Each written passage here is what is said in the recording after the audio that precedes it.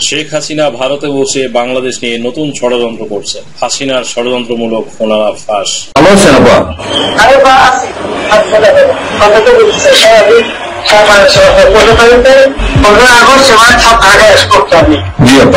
সবাইকে ঢাকা আসতে হবে, বেশি হয়ে পারে না, সোজা ঢাকা এসে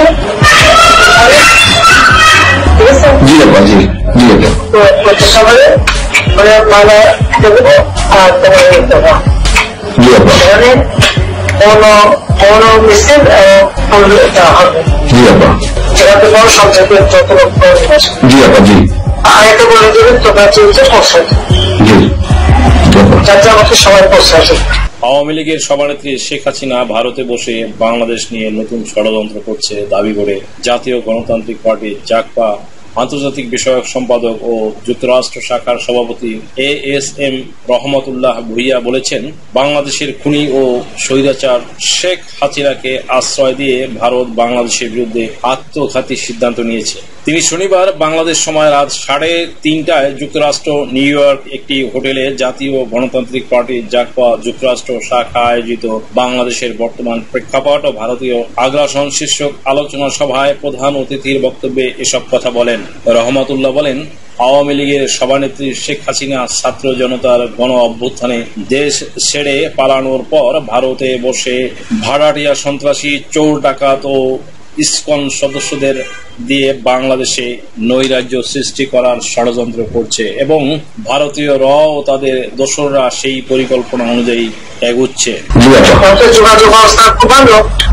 আমি সবাইকে বলতেছি আপা, জি আপা, সেগুলো প্রশ্ন থাকবে সবাই যদি আগাপাশে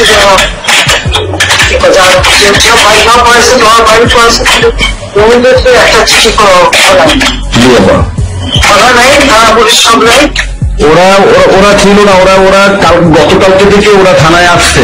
আমি আজকে ওসির ফোন দিয়েছিলাম, গতকালকে ওরা থানায় আসছে। এই আমি জিডি করতেছি আপা, আর আমি সবকিছু আপনি যেভাবে বলছেন সবকিছু করতেছি আপা। তিনি বলেন, ভারত বাংলাদেশের স্বাধীনতার 53 বছরেও বাংলাদেশের জনগণের জন্য কোনো উপকারে আসেনি।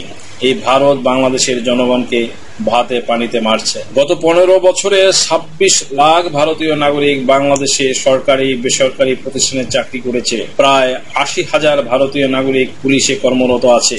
সুতরাং শেখ হাসিনার পতনকে ভারত খুব সহজে মেনে নেবে না। তাই ভারত আবারও বাংলাদেশ নিয়ে ষড়যন্ত্রের পথ খুঁজছে।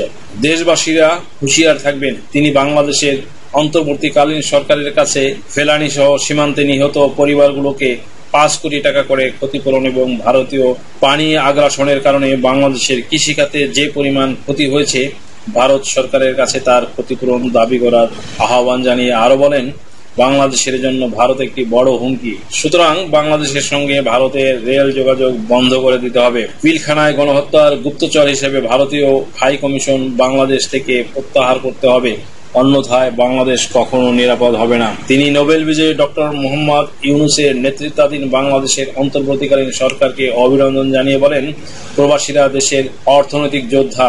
আমরা দেশকে স্বয়ংসম্পূর্ণ করতে বাংলাদেশের অন্তর্বর্তীকালীন সরকারকে সহায়তা করব।